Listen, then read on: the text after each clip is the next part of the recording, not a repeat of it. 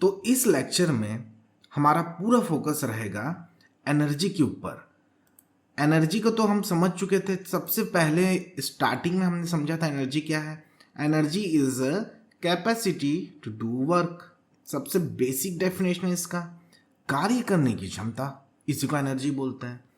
लेकिन इसके कई स्वरूप होते हैं और फर्स्ट लॉ में हमने क्या पढ़ा? फर्स्ट लॉ में पढ़ा कि ये अपना स्वरूप बदल सकता है। Energy can change it's, energy can be transformed. ये अपना स्वरूप बदल सकता है, लेकिन इसको हम क्रिएट नहीं कर सकते, इसको हम डिस्ट्रॉय नहीं कर सकते। ये हमने समझा था। अब एनर्जी के भी दो टाइप होते हैं, एक आपका होता है ट्रांजिएंट होता है और दूसरा होता है स्टोर्ड। ट्रांजिएंट एनर्जी जो है वो पाथ फंक्शन होता है, वो डिपेंडेंट होता है स्टेट 1 से स्टेट 2 में।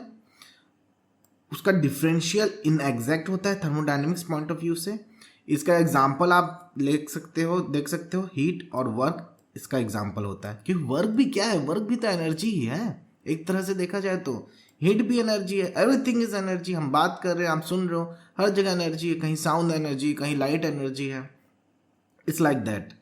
अब स्टोर्ड एनर्जी की बात करते हैं, जो कि एक्चुअल में हमको थर्मोडायनेमिक्स में काम आता है। ट्रांजिएंट ज़्यादा काम नहीं आता है, स्टोर्ड ज़्यादा काम आता है। अब स्टोर्ड एनर्जी में भी दो टाइप होता है, एक माइक्रोस्कोपिक होता है, एक मैक्रोस्कोपिक।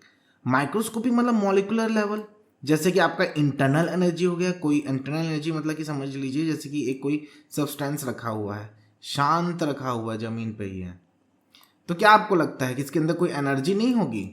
कोई डोरमेंट एनर्जी नहीं होगी, अंदर की एक स्थायी एनर्जी।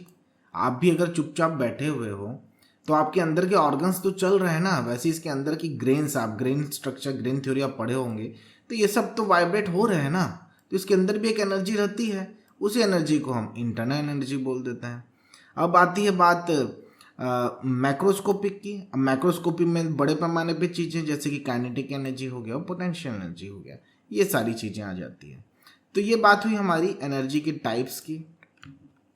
अब जैसा कि हमने लास्ट लेक्चर में जूल्स एक्सपेरिमेंट के थ्रू भी देखा था कि जो हीट जनरेशन हो रहा है वो वर्क डन जो हो रहा है बाहर से सिस्टम के ऊपर में, उसके साथ ही साथ में सिस्टम के अंदर में एक एनर्जी भी स्टोर हो रही है। इसका सम्मेशन ही आपका हीट होता है।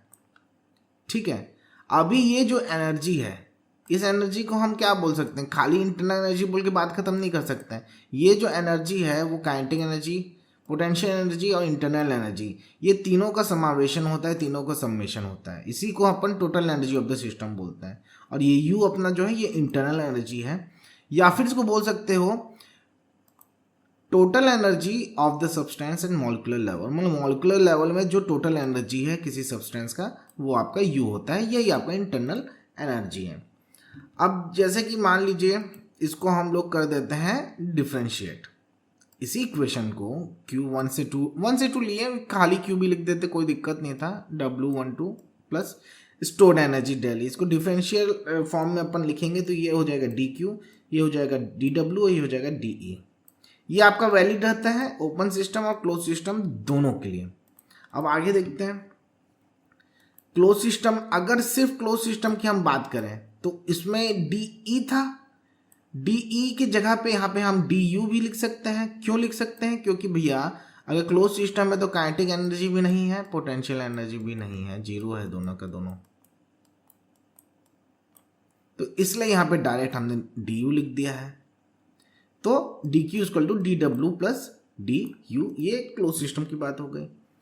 इसके बाद में अगर सिर्फ और सिर्फ PdV वर्क इन्वॉल्व है सिस्टम में, तो यहाँ पे वर्क डन की जगह पे अगर क्लोज सिस्टम है और प्लस PdV वर्क इन्वॉल्व है, तब ये इक्वेशन कैसे कन्वर्ट हो जाएगा? DQ equal to PdV plus DU जो है इंटरनल एनर्जी, क्योंकि डेल ई यहाँ नहीं लिखने की जरूरत है या फिर DE लिखने की जरूरत नहीं है, क्योंकि काइनेटिक एनर्जी पोटेंशियल एनर्जी दोनों जीरो है। तो फिर टोटल एनर्जी हम लोग E लेके चल रहे थे, जो कि काइनेटिक एनर्जी हो गया आपका, साथ में आपका पोटेंशियल एनर्जी हो गया और साथ में आपका जो इंटरनल एनर्जी हो गया, सबका समावेशन था ना ये।